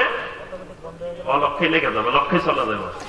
সন্ধ্যার পরে ঘর ঝাড়ু দিছ, খবরদার ময়লা গুলা বাইরে ফেলাইও না, এগুলা ঘরের ভিতরে রাখে দাও, কারণ ঘরের ভিতরে না রাখলে ঘরের লক্ষ্মী চলে যেতে পারে, ঘরের ভিতরে রেখে দিতে হবে। সকালবেলা প্রথম কাস্টমার গেছে, খবরদার তাকে বাকি দেওয়া যাবে না। সারাদিন বাকি দিলে অসুবিধা নাই, কিন্তু প্রথমটা বাকি দেওয়া যাবে না, কারণ প্রথমটা বাকি দিলে অবস্থা খারাপ। এই বিশ্বাসটার নাম হলো শিরকি বিশ্বাস। এইগুলোই শিরক। আমাদের রন্ধ্রে রন্ধ্রে, ঘরে ঘরে এইভাবে শিরক ঢুকে গেছে। তারপরে দেখবেন রিয়ার শিরক, প্রত্যেকের ভিতরে রিয়ার শিরক ঢুকে আছে। মানুষকে দেখাইতে খুব পছন্দ করে, আল্লাহর ইবাদত যেটাই করে গোপনে করতে পারে না, যা করবে মানুষকে দেখানো লাগবে। যাই করুক 10 টাকা দিবে, এটাও গোপনে দিতে পারে না, এটাও দেখায় দেখায় দিতে হবে। আবার যদি মাইকে, যদি ওয়াজ মাহফিলের মাইকে যদি ঘোষণা দেওয়া না হয় তাহলে অবস্থা খারাপ। আমি কালকে 100 টাকা দিছি, আমার নাম কেন মাইকে ঘোষণা হলো না? আমি এক মাহফিলে গেছি, দেখি 10 টাকা আনি দে, তাও তার নাম ধরে ধরে বলা লাগবে। 10 টাকা দিতেছে মাহফিলে, সেই 10 টাকাও কোন লোকে দিছে নাম বলা লাগবে। নাম না বললে হবে না, সবাই জানতে হবে মাইকে। এগুলো হলো রিয়া। আমি আল্লাহ রাস্তায় কি দিব এটা তো আমার আল্লাহ জানলে হলে, অন্যরা জানার দরকার থাকে, কিন্তু আমরা অন্যরা না জানলে দিতে পারি না। তারপরে দেখবেন নফল নামাজ পড়বে, সামান্য কিছু ইবাদত বন্দেগী করে, ওইটাও কত মানুষের সাথে বলে বেড়ায়, তো ভাই আমি রাতে 3টে উঠছি যে আর ঘুমাই নেই, বারবার খালি সারাদিন কয় সবাই। কারণ কি, উনি যে তাহাজ্জুদ পড়ে, খুব বুজুর্গ মানুষ, এটা তো সবাই বোঝানো লাগবে। তারপরে কয়, শুনেন আমি কিন্তু 10 দিনে 1 খতম কোরআন শরীফ পড়ি, বেলায় আমি সবসময় খালি কোরআন পড়ি, সবাই শোনাইব। তারপরে একজন আসে আমাকে বলে, হুজুর শুনেন, আমি 4বার যখন হজে গেছি, এত বৃষ্টি হয়েছে, আমরা সবাই মিনার থেকে পাহাড়ে উঠে গেছি। 4বার হজে গেছে, মানে উনি 4বার হজ করছে, এটা বোঝাতে চাচ্ছে। এই জন্য 4বার উনি হজে গেছে, এটা বারবার সবাই ধরে ধরে বলে। এইভাবে প্রত্যেকটি ইবাদত, যাকাত দিবে, সাদাকা করবে, যে কোনো ইবাদত করবে, এইটা না বলে রাখতে পারে না। এইটাও এক ধরনের গোপন শিরক, এটাকে বলা হয় শিরকে খাফি, গোপন শিরক। এই শিরক আমাদের প্রত্যেকের ভিতরে কম বেশি ঢুকে আছে। মানুষ দেখলে একরকম, মানুষের অভ্যন্তরে গেলে আরেক রকম। যখন মসজিদে ঢুকি, প্যান্ট উপরের দিকে তুলে দিছি, মসজিদ থেকে বাইরে এলে আবার আগের মতো নামে গেছে। কি ব্যাপার ভাই, মসজিদে আল্লাহ ছিল, বাহিরে মনে হয় আল্লাহ নাই। মসজিদে আল্লাহকে দেখানোর জন্য উপরে তুলে দিচ্ছে, মসজিদ থেকে বাইরে আবার নিচে নামে গেছে। কারণ এখন মানুষকে দেখাইতে হবে। মানুষ যদি উপরে তুলে রাখে, মানুষকে বইতে, এই ছেলে তো ভদ্রতা জানে না, এই ছেলে প্যান্টে এমন রাখছে কেন, মানুষ বিভিন্ন রকম মনে করতে পারে। এই জন্য মানুষ মনে করবে, এই চিন্তা করে কিছু করা, এটাও শিরকে খাফি, কারণ এটা মানুষকে দেখানোর জন্য। এইভাবে আমাদের প্রত্যেকের দেখবেন যে সমাজে, ঘরে, পরিবারে, রন্ধ্রে রন্ধ্রে শিরিক অনুপ্রবেশ করেছে। এই জন্য আমার ভাইয়েরা আমার বোনেরা, শিরিক থেকে সতর্ক হতে হবে। শিরিক করলে অসুবিধা কি? 4-5টা অসুবিধা সংক্ষেপে বলি। 1 নম্বর অসুবিধা, শিরকের দ্বারা আল্লাহ রাব্বুল আলামিন আমার সব আমলগুলো নষ্ট করে দেন। শিরকের দ্বারা সব আমল বরবাদ। সূরা জুমারের 65 নম্বর আয়াতে আল্লাহ পাক স্পষ্ট করে বলছেন, ওয়ালাকাদ উহিয়া ইলাইকা ওয়া ইলাল্লাযীনা মিন ক্বাবলিকা লাইন আশরাকতা লায়াহবাতান্না আমালুক। বান্দা, তুমি যদি শিরিক করো, সব নবীদেরকে ওহী করে আল্লাহ বলে দিবেন, তোমার সব আমলগুলো নষ্ট হয়ে যাবে। নাউযুবিল্লাহ। শিরকের দ্বারা সব আমল বরবাদ। 2 নম্বর ক্ষতি, শিরকের দ্বারা আল্লাহ রাব্বুল আলামিন আল্লাহর জান্নাতকে আল্লাহ হারাম করে দেন। আল্লাহ রাব্বুল আলামিন শিরককারীকে আল্লাহ জান্নাত দেন না। 3 নম্বর ক্ষতি, আল্লাহ রাব্বুল আলামিন শিরক নিয়ে কবরে গেলে সব গুনাহ আল্লাহ পাক ইচ্ছা করলে মাফ করতে পারেন, কিন্তু শিরকের গুনাহ আল্লাহ রাব্বুল আলামিন ক্ষমা করবেন না। 4 নম্বর ক্ষতি, শিরক করার দ্বারা আল্লাহ রাব্বুল আলামিন মুসলিমদের উপর থেকে আল্লাহর নিরাপত্তা তুলে নেন। যখন বান্দা শিরিক যত বেশি করবে, বান্দা পৃথিবীতে ইহুদি, নাসারা, মুশরিকিনদের দ্বারা তত বেশি মার খাবে। আল্লাহ পাক সূরা আল আনআমের 82 নম্বর আয়াতে স্পষ্ট করে বলছেন, যতদিন বান্দা শিরিক করবে না, শিরিক মুক্ত তাওহীদি ঈমানের অধিকারী থাকবে, ততদিন জমিনে আল্লাহ পাক ওই বান্দাদেরকে আল্লাহ নিরাপত্তা দিবেন। কিন্তু যখন বান্দা শিরক করা শুরু করবে, আল্লাহর নিরাপত্তা আল্লাহ তুলে নেবেন। তখন পৃথিবীতে নির্যাতিত, লাঞ্ছিত হবে মুসলিমেরা। যতদিন পৃথিবীতে মুসলিম শিরিক মুক্ত ছিল, ততদিন মুসলিমদের ভয়ে সারা পৃথিবীর মানুষ থরথর করে কাঁপত। নবী সাল্লাল্লাহু আলাইহি ওয়াসাল্লাম বলেন, আমি থাকি মদিনায়, অথচ কত দূরে, হাজার হাজার মাইল দূরে সেই রোম, সিরিয়া, সেই পারস্য, ওসব দেশের নেতারা আমার ভয়ে থরথর করে কাঁপে। আল্লাহু আকবার। আমার ওরকম কোন সৈন্য, অস্ত্র শস্ত্র কিছু তেমন নাই। আমি থাকি মদিনায়, আর তারা থাকে হাজার হাজার মাইল দূরে। তারা কত শক্তিশালী, কিন্তু সবসময় আমার ভয়ে থাকে। কারণ যখন বান্দা তাওহীদের উপরে থাকে, শিরক মুক্ত থাকে, তখন আল্লাহ পাক কাফেরদের অন্তরে ভয় সৃষ্টি করে দেয়। কিন্তু যখন বান্দা শিরক করা শুরু করে, কাফেররা তাদেরকে ভয় করে না। এই জন্য শিরক করলে বান্দার থেকে আল্লাহর নিরাপত্তা উঠে যায়। শিরক করার দ্বারা বান্দার যত শক্তি তত দুর্বল হয়ে যায়, তাওহীদ যত মজবুত হয়, বান্দার ঈমানী শক্তি, শারীরিক শক্তি, সব ধরনের নৈতিক শক্তি বান্দার মধ্যে বিদ্যমান থাকে। এই জন্য আমাদেরকে সবসময় শিরক থেকে দূরে থাকতে হবে, শিরক মুক্ত ঈমানের অধিকারী হইতে হবে। আল্লাহ পাক আমাদেরকে তৌফিক দান করুন। আমার ভাইরা, আমার বোনেরা, আর একটু আলোচনা করবো আমরা বিদআতের উপর।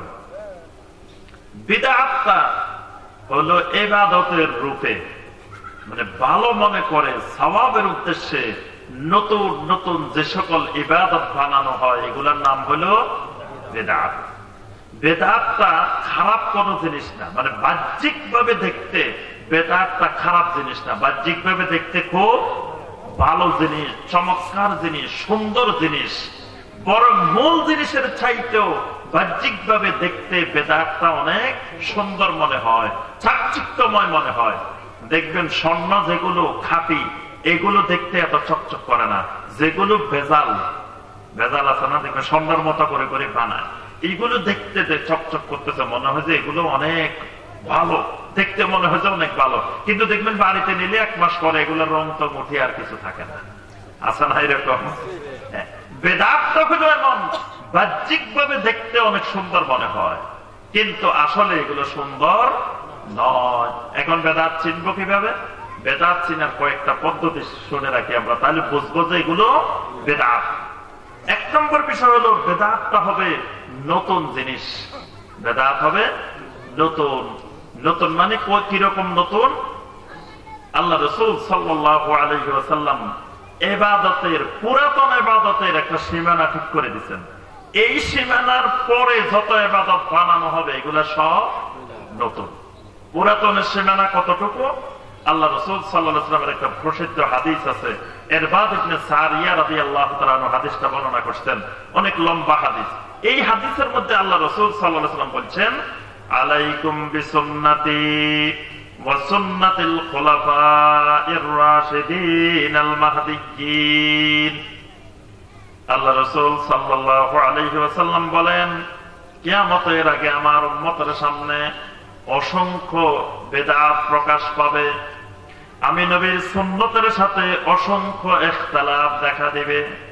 তখন তোমাদের কর্তব্য, যদি হকের উপরে থাকতে চাও, ঈমান নিয়ে আমল নিয়ে বাঁচতে চাও, তাহলে তোমাদের কর্তব্য হলো তোমরা আমি নবীর সুন্নত আর আমার সাহাবীদের খোলাফায়ে রাশিদিনদের সুন্নত শক্ত করে মারির দাঁত দিয়ে কামড়ায় ধরে রাখবে।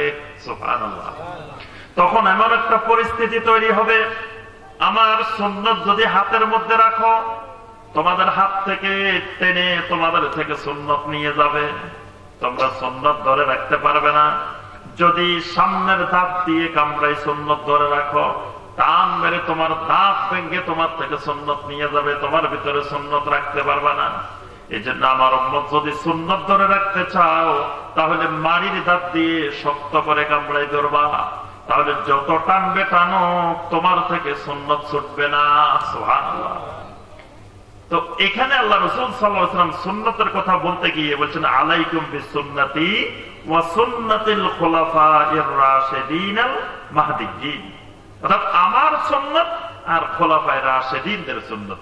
তাহলে আমার সুন্নাত মানে নবী সাল্লাল্লাহু আলাইহি ওয়াসাল্লামের নবুয়তের 23 বছরে যা করেছেন, করতে বলেছেন, যার অনুমোদন দিয়েছেন, এগুলো হলো 23 বছরের পুরাতন ইবাদত। কিয়ামত পর্যন্ত এগুলো পুরাতন। 23 বছরের সাথে খোলাফায়ে রাশিদিনের 30 বছর, তাহলে কয় বছর হচ্ছে? 53 বছর। এই 53 বছরের ভিতরে যত আকীদা, যত আমল, যত ইবাদত, এগুলো সবগুলো হলো পুরাতন ইবাদত, পুরাতন আমল। এই 53 বছরের পরে নতুন নতুন যত আমল, যত আকীদা, যত ইবাদত বানানো হবে, এগুলো সবগুলো হলো নতুন। 53 বছরের গুলো পুরাতন, 53 বছরের পরে কিয়ামত পর্যন্ত যা বানানো হবে এই সবগুলা হলো কি নতুন। আর বেদাতের প্রথম পরিচয় হলো এটা ওই 53 বছরের মধ্যে ছিল না, এটা 53 বছরের পরে বানানো হয়েছে, এই জন্য এটা বেদাত। আচ্ছা, এখন 53 বছরের পরে বানানো হলে বেদাত যদি বলেন, তখন আপনাকে অনেকে প্রশ্ন করবে যে এই 53 বছরের ভিতরে তো কত জিনিস ছিল না, তো ওগুলো তো আমরা এখন ব্যবহার করি না?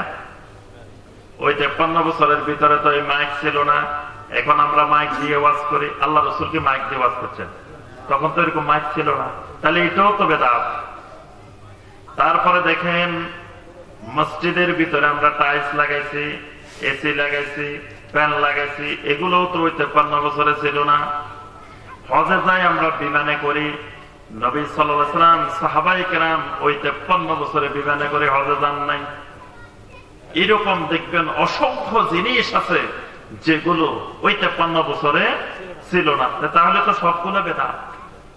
মানে যারা বেদাতের চাষাবাদ করে, যারা আহলুল বেদাত, বেদাতের পৃষ্ঠপোষণকারী, তারা আপনাকে বলবে তুমি তো কয় এগুলো নতুন, এই জন্য বেদাত। তো এই সবই তো নতুন, তুমিও তো নতুন। তুমিও 53 বছরে ছিল নাকি? তোমরাও তো ছিল না, তোমরাও তো বেদাত। তখন দ্বিতীয় বিষয়ের জন্য জানতে হবে যে বেদাতটা হবে ফিদ্দীন। বেদাতের সম্পর্কটা হলো ইবাদতের ভিতরে, ইবাদতের মধ্যে, ইবাদতের ভিতরে, আমলের ভিতরে, দ্বীনের ভিতরে কোনো কিছু বাড়ানো যাবে না, কমানো যাবে না। কিন্তু যদি ইবাদতের উপকরণ হয়, ইবাদতের জন্য বানানো হয়, ওইটার সাথে বেদাতের কোনো সম্পর্ক নাই। তাহলে মাইক এটা কিন্তু ইবাদত না, এটা ইবাদতের জন্য। এটা দিয়ে শুধু আমি যে কথাটা বলতেছি এই কথাগুলো ইবাদত, কিন্তু মাইক এটা হলো ইবাদতের মাধ্যম, ইবাদতের জন্য। মাইক এটা আমার কথাগুলো আপনাদের কাছে পৌঁছাবে, কিন্তু এই মাইক ইবাদত না। ইবাদত হলো আমি যে কথাগুলো বলতেছি, এখানে যদি কোরআন এবং সুন্নাহর কথা বলি এটা সুন্নাত, যদি কিচ্ছা কাহিনী বলি, জাল হাদিস বলি, মিথ্যা কথা বলি, হাসি তামাশা করি, গল্প গুজব করি, গান গাই, এটা হলো বেদাত। সুন্নাত আর বেদাতের সম্পর্কটা এখানে, কিন্তু মাইকের সাথে সুন্নাত বেদাতের সম্পর্ক নাই। মসজিদের ভিতরে যে সালাত গুলো আদায় করব, যে জিকির আজকার করব, যে ইবাদত গুলো করব, সেগুলোর মধ্যে বাড়ানো কমানোর 53 বছরে যা ছিল সেগুলোর বাহিরে কিছু করার ক্ষমতা আমার আপনার নাই, করলে সেটা বেদাত। কিন্তু মসজিদের মাইক, মসজিদের এসি, মসজিদের ফ্যান, মসজিদের টাইলস, এগুলো ইবাদত না, এগুলো ইবাদতের জন্য, এগুলো ইবাদতের উপকরণ। ইবাদতের উপকরণের সাথে সুন্নাত বেদাতের কোনো সম্পর্ক। বিমানে করে হজে যাওয়া, বিমানটা ইবাদতের উপকরণ, বিমানটা হজ না। হজ হলো আরাফার ময়দানে অবস্থান করা, বাইতুল্লাহর তাওয়াফ করা, সাফা মারওয়ার সাই করা। ওইগুলো নবী সাল্লাল্লাহু আলাইহি ওয়াসাল্লাম যেভাবে করেছেন, ওই 53 বছরে যেভাবে হজের কাজগুলো হয়েছে, ওইভাবে কিয়ামত পর্যন্ত করার নাম সুন্নাত। এর বাহিরে গেলে ওইটার নাম হবে বেদাত। তাহলে 2 নম্বর বিষয় বুঝলাম। তৃতীয় বিষয়, বেদাতের কোনো দলিল থাকবে না, সুন্নতের সবসময় দলিল থাকবে। কারণ ইবাদতটা হলো তাওয়াক্কুফিয়া, অর্থাৎ দলিলবিহীন ইবাদত করা যাবে না। ছোট ইবাদত হোক, বড় ইবাদত হোক, একটা মুস্তাহাব হোক, নফল হোক, তারও একটা দলিল থাকা লাগবে। দলিলবিহীন কোন ইবাদত করা যাবে না। এটাই হলো শরীয়তের নীতিমালা, যে ইবাদতের ক্ষেত্রে ততক্ষণ পর্যন্ত কোন ইবাদত করা যাবে না যতক্ষণ পর্যন্ত ইবাদতটার দলিল পাওয়া না যাবে। একটা নফল ইবাদত, মুস্তাহাব ইবাদত কারো বানানোর অধিকার কিয়ামত পর্যন্ত নাই। এটা হলো ইবাদতের ক্ষেত্রে নীতিমালা। আর আদাতের ক্ষেত্রে, মুআমালাতের ক্ষেত্রে, হালাল হারামের ক্ষেত্রে নীতিমালা হলো ততক্ষণ পর্যন্ত দুনিয়ার সবকিছু হালাল যতক্ষণ পর্যন্ত না হারামের দলিল পাওয়া না যাবে।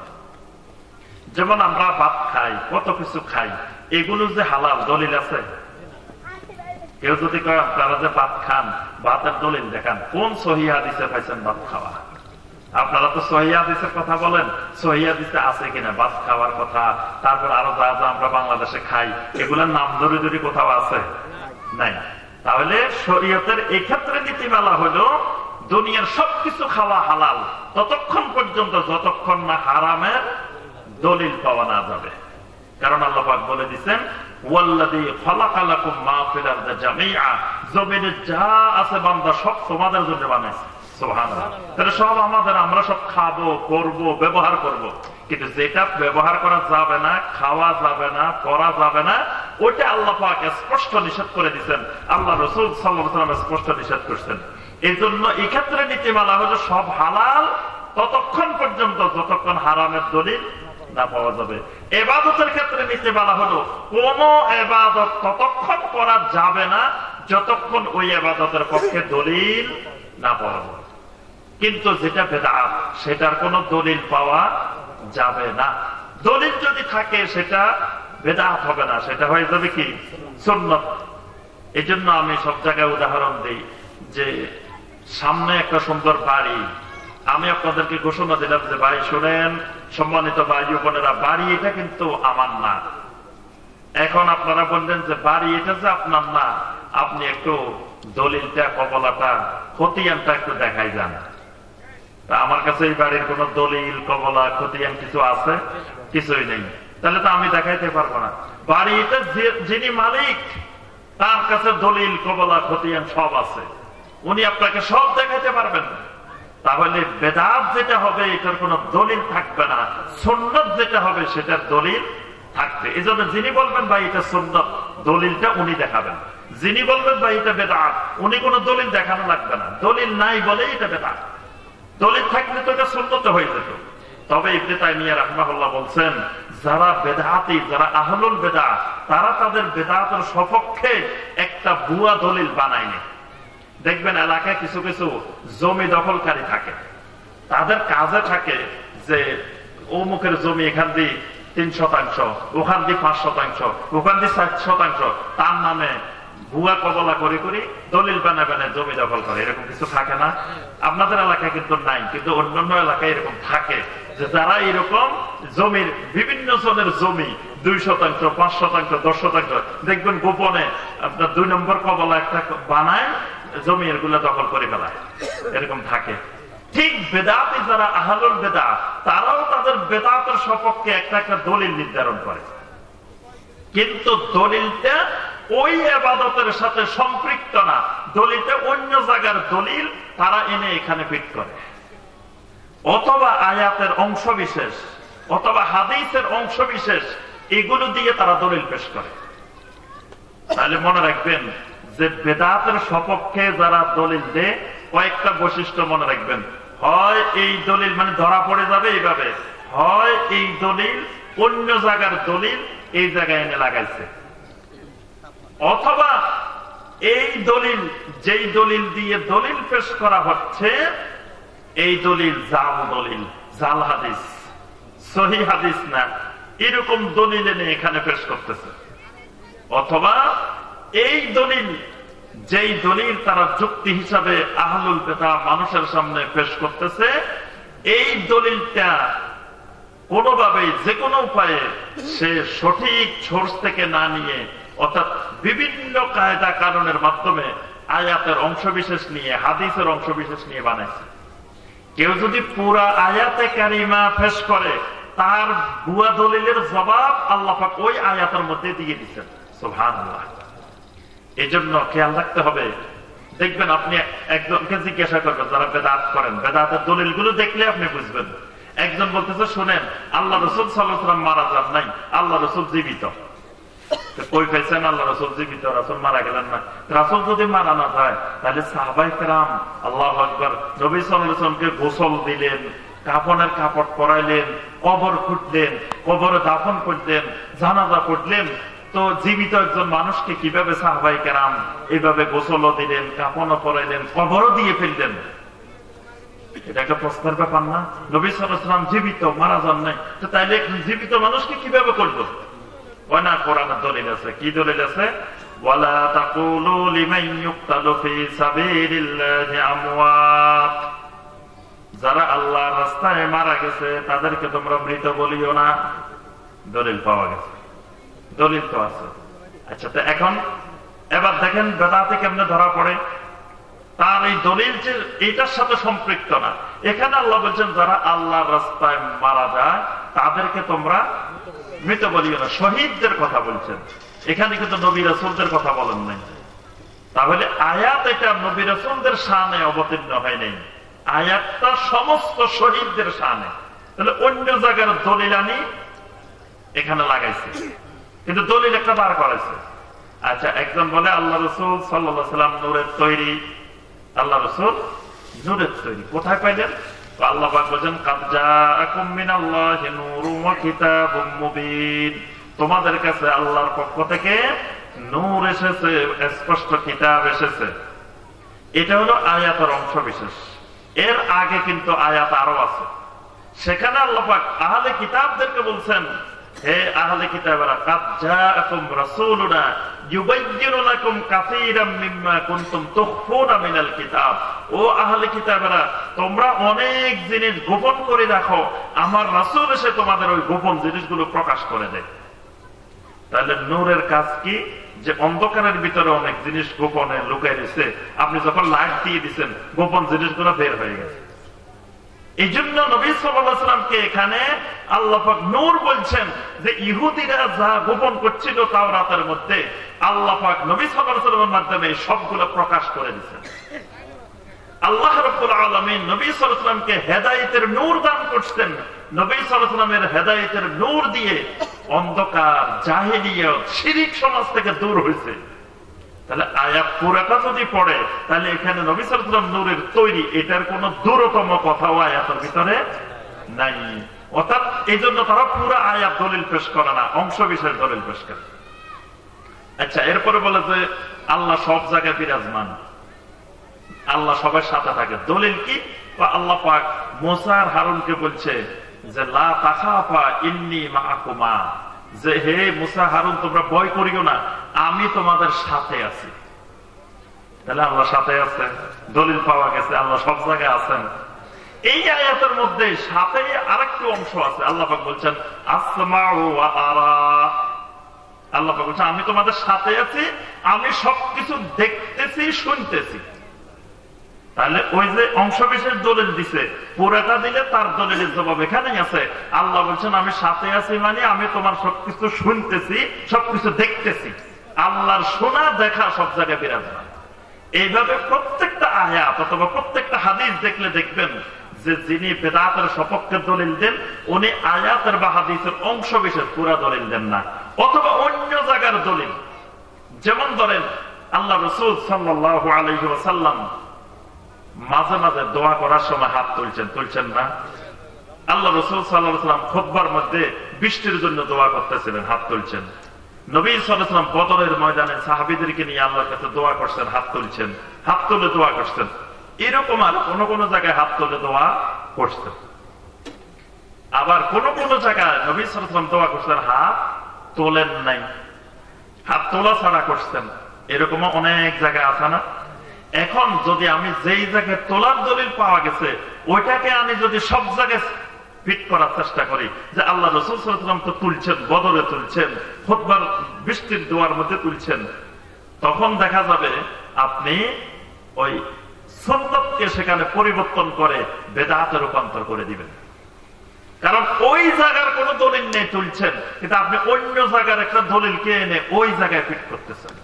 কিন্তু সুন্নত হইতে হলে দলিলটা লাগবে ওই জায়গার দলিল।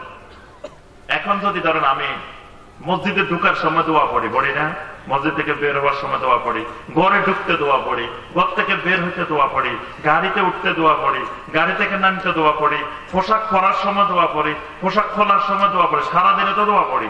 এখন সব দোয়ার মধ্যে যদি হাত তোলা শুরু করি, যদি মসজিদে ঢুকার দোয়ার মধ্যে হাত তুলি, মসজিদ থেকে বের হওয়ার সময় হাত তুলি, ঘরে ঢুকার সময় হাত তুলে দোয়া করি, ঘর থেকে বের হওয়ার সময় হাত তুলে দোয়া করি, টয়লেটে ঢুকার সময় হাত তুলে দোয়া করি, টয়লেট থেকে বের হওয়ার সময় হাত তুলে দোয়া করি, এটা সুন্নত হবে না বেদাত হবে? বেদাত হবে। কারণ নবী সাল্লাল্লাহু আলাইহি ওয়াসাল্লাম যেখানে তুলেছেন সেখানে তোলার নাম সুন্নাত, যেখানে তোলেন নাই সেখানে না তোলার নাম সুন্নাত। এটা আবার অনেকে বুঝতে চায় না, কমিয়া তুললে অসুবিধা কি? 5 ওয়াক্ত নামাজের আযান দেওয়া কি? 5 ওয়াক্ত নামাজে আযান দিই না আমরা, 5 ওয়াক্ত সালাতের আযান দেওয়াটা সুন্নাত। কিন্তু ঈদের নামাজ, জানাজার নামাজ এগুলোতে আমরা আযান দিই। তো আযান দিলে অসুবিধা কি? আযানে কি গুনাহ হয়? আযান দিলে তো খালি সওয়াব। কি ফজিলত আযানের! মুয়াজ্জিনদের জন্য আল্লাহ রাসূল সাল্লাল্লাহু আলাইহি ওয়াসাল্লাম সরাসরি দোয়া করতেন, আল্লাহুম্মা গফির লিল মুয়াজ্জিরিন, আয় আল্লাহ আপনি মুয়াজ্জিনদেরকে মাফ করে দেন। সুবহানাল্লাহ। এখন একজন কয় ভাই সারা বছর চাকরি বাকরি করে ব্যবসা বাণিজ্য করে সময় পাই না আযান দেওয়ার, ঈদের দিন খালি পড়ে দিচ্ছে, মাইকও খালি, কেউ আযান দেয় না, মুয়াজ্জিনও নাই, সুন্দর করে সুললিত করতে উনি আযান দিয়ে দিচ্ছে। কি ফজিলত পাবে না গুনাহ হবে? গুনাহ হবে, বিদআত করছে উনি। তাহলে 5 ওয়াক্ত নামাজে আযান দেওয়ার নাম সুন্নাত, ওই জায়গায় ঈদের নামাজে, জানাজার নামাজে আযান না দেওয়ার নাম সুন্নাত। আর ওই জায়গায় যদি আযান দিয়ে দেওয়া হয় ওইটার নাম হলো বিদআত। ঠিক একইভাবে দরুদ পড়া সুন্নাত। নবী সাল্লাল্লাহু আলাইহি ওয়াসাল্লামের মিলাদের আলোচনা করা সুন্নাত। কিন্তু কবিতা পাঠ করে করে, গজল গেয়ে গেয়ে, গান গেয়ে গেয়ে সেটাকে দরুদ বানানোর নাম বিদআত। আমার কথা কি বুঝে আসছে? দরুদের ব্যাপারে কোরআন হাদিসের অসংখ্য দলিল। আল্লাহ পাক সরাসরি নির্দেশ দিয়েছেন, ইয়া আইয়ুহাল্লাযীনা আমানু সাল্লু আলাইহি ওয়া সাল্লিমু তাসলিমা। হে ঈমানদারগণ, আমার নবীর উপরে দরুদ পেশ করো, সালাম পেশ করো। তাহলে দরুদ আর সালাম পেশ করা ইবাদত। ইবাদত নবী সাল্লাল্লাহু আলাইহি ওয়াসাল্লাম ছাড়া পৃথিবীর আর কোন মানুষ শেখানোর অধিকার নাই। তাহলে দরুদ কেমনে পড়তে হবে এটা নবী সাল্লাল্লাহু আলাইহি ওয়াসাল্লাম শিখাই গেছেন না? ওই পদ্ধতিতে কিয়ামত পর্যন্ত সুন্নাত, যেই পদ্ধতিতে নবী সাল্লাল্লাহু আলাইহি ওয়াসাল্লাম শিখাই গেছেন। এই পদ্ধতির বাহিরে গিয়ে যদি আমি নতুন নতুন পদ্ধতিতে দরুদ পড়ি ওইটার নাম বিদআত। আমাদের দেশে মিলাদের নামে যেগুলো পড়া হয় এগুলো হলো বিভিন্ন কবির কবিতা, গান, গজল।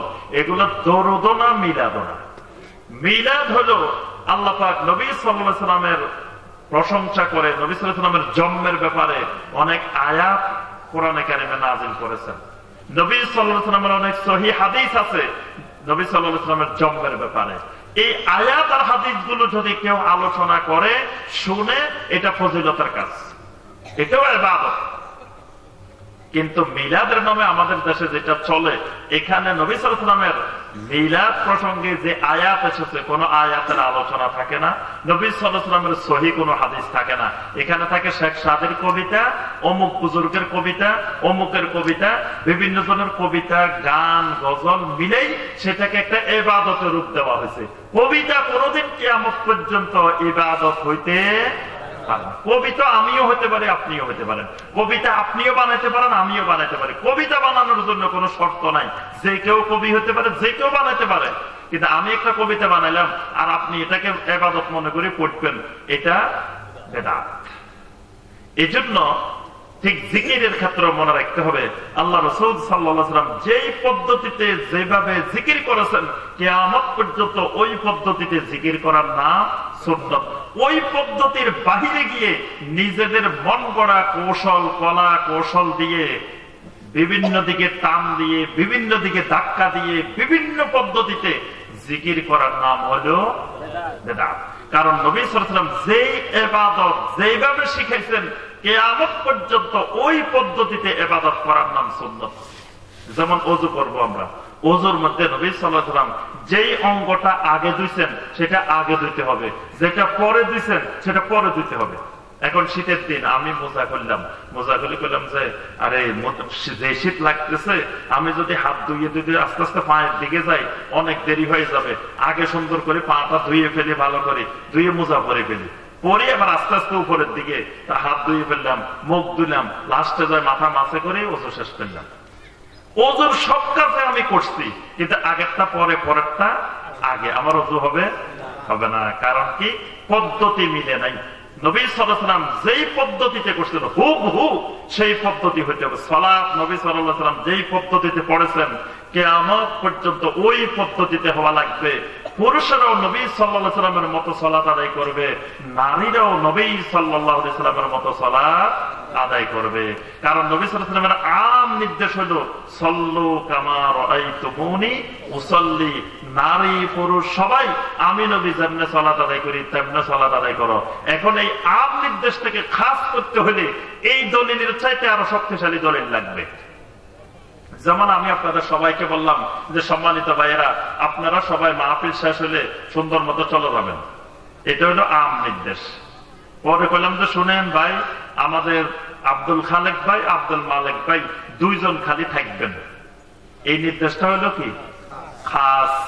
তাহলে প্রথমটা যেভাবে মাইকে ঘোষণা দিয়ে বলছি, পরেরটা আরো জোরালো ভাবে বলতে হবে, কারণ পরেরটা মাত্র দুইজনের খাস করতেছি, আর আগেরটা সবাই আম করছি। এখন প্রথম সবাই বলছি চলে যাইয়েন, এটা বলছি মাইকে। পরে যে দুইজনের নাম বলছি এটা মাইক বন্ধ করে তারপরে বলছি। এখন ওই দুইজন চলে গেছে, কারণ ওই দুইজন তো শুনেই নাই, থাকবে কেমনে? আচ্ছা, এখন ওই দুইজন তো চলে গেছে, তারা কি আমার অর্ডার অমান্য করছে? অমান্য করে নাই, কারণ তারা থাকবে কেমনে? তারা তো শুনেই নেই, শুনলে না থাকতো। আপনাদেরকে যেভাবে আমি আম নির্দেশ দিছি, ওই দুজনের খাস নির্দেশটা আরো স্পষ্ট করে দেওয়া দরকার ছিল, কিন্তু আমি দিছি মাইক বন্ধ করে গোপনে, কেউ শুনে নাই। এই জন্য আল্লাহ রাসূল সাল্লাল্লাহু আলাইহি ওয়াসাল্লামের এই হাদিসটা হলো আম। নারী পুরুষ সবাইকে বলছেন তোমরা আমার মতো পড়ো, আয়েশার মতো পড়ো, ফাতেমার মতো পড়ো, খাদিজার মতো পড়ো। আর কাউকে কিন্তু নবী সাল্লাল্লাহু আলাইহি ওয়াসাল্লাম দেখাই দেন নাই, নারীদেরকে বলছেন আমার মতো পড়ো। এখন কিছু কিছু হাদিস পাওয়া যায়, কিছু হাদিস আছে নারীদের একটু আলাদা নামাজের বর্ণনা। ওই নির্দেশগুলো খাস নির্দেশ, যে সবার থেকে নারীদেরকে খাস করা হয়েছে। এখন এই খাস নির্দেশগুলো হইতে হবে এই সহিহ হাদিসের থেকে আরো স্ট্রং, আরো শক্তিশালী, কিন্তু ওই হাদিসগুলো সব দুর্বল হাদিস। এখন দুর্বল হাদিস দিয়ে আম নির্দেশকে খাস করা যায় না, এই জন্যই ওই হাদিসগুলা পাক, ওই হাদিসগুলোর আমল করা যাবে না। কারণ একটা আম নির্দেশকে, আম দলিলকে খাস করতে হলে, সহিহ হাদিসের আম নির্দেশকে খাস করতে হলে ওটাও সহিহ পর্যায়ের, সহিহ লিজাতিহি হইতে হবে, বরং মুতাওয়াতির আরো উচ্চ স্তরের লাগবে খাস করতে হলে। কিন্তু ওটা তো সহিহ তো না, সহিহ লিজাতিহি না, সহিহ লিগাইরিহি না, বরং ওটা দুর্বল হাদিস, দয়ীফ হাদিস। এই জন্য আম নির্দেশকে খাস করা যাবে না।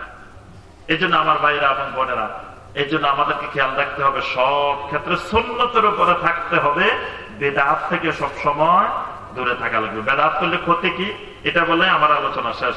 বেদাত করলে এক নম্বর ক্ষতি, ওই আমলটা বাতিল হয়ে যাবে। বেদাতি পদ্ধতিতে যে আমলটা করব সেই আমলটা বাতিল। দুই নম্বর ক্ষতি, বেদাতকারী ব্যক্তি নবী সাল্লাল্লাহু আলাইহি ওয়াসাল্লামের হাউজে কাউসারের পানি পান করতে পারবে না। নবী সাল্লাল্লাহু আলাইহি ওয়াসাল্লামকে যখন বলা হবে ইন্নাকা লা তাদরি মা আহাদাসু বা'দাক, আপনি জানেন না এরা আপনার ওফাতের পরে নতুন নতুন ইবাদত বানাইছে, আকীদা বানাইছে, নবী সাল্লাল্লাহু আলাইহি ওয়াসাল্লাম বললেন সুহকান সুহকান, দূর হয়ে যাও, দূর হয়ে যাও, এদিকে আসা যাবে না। তাহলে নবী সাল্লাল্লাহু আলাইহি ওয়াসাল্লামের হাউজে কাউসারের পানি না পাওয়া মানে শাফাআত পাবে না।